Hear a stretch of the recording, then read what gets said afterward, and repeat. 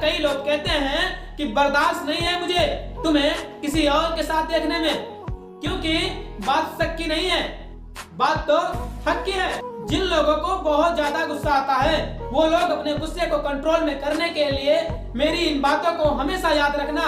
सबसे पहले हमेशा याद रखना कि जिस भी इंसान पर आपको गुस्सा आया है उस इंसान से थोड़े समय के लिए दूर चले जाना।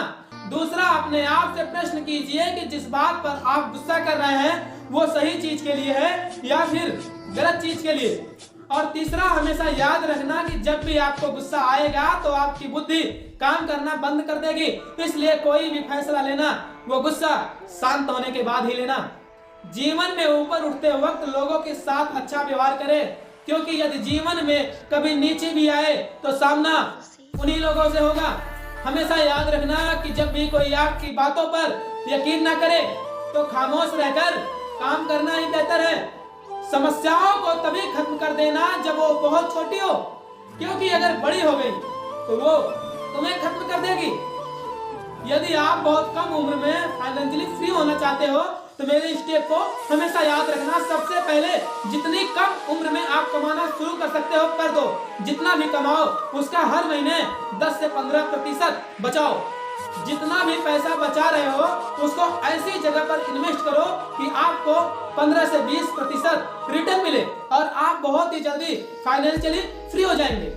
यदि आप अपने मन को हमेशा शांत रखना चाहते हैं तो ये 5 तरीके हमेशा याद रखना। पहला, जो चीज कभी बदली नहीं जा सकती उसको अपनाना सीखो। दूसरा, माफ करना और कुछ चीजों को भूलना भी सीखो। तीसरा, किसी के काम में तब तक दखल ना दे जब तक कि आपसे पूछा ना जाए।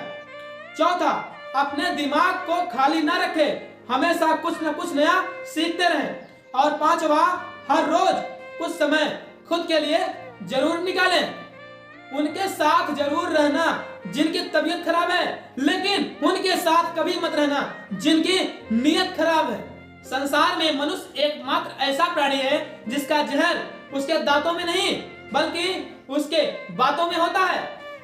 एक उड़ते हुए गुब्बारे पर क्या खूब लिखा था कि वह जो बाहर है वो नहीं बल्कि वह जो अंदर है वो तुम्हें ऊपर ले जाएगा।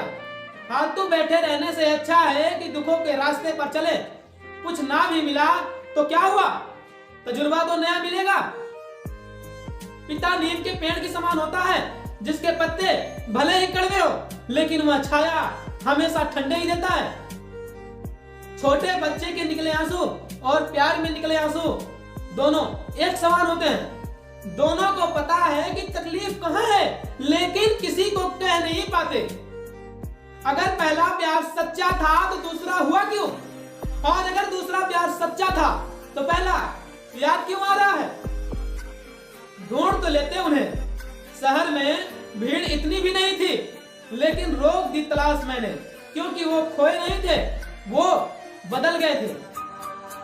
दर्द भी वही देते हैं जिन्हें हक दिया जाता है, वरना गैर तो धक्का लगने पर भी माफी मांग लिया करते हैं।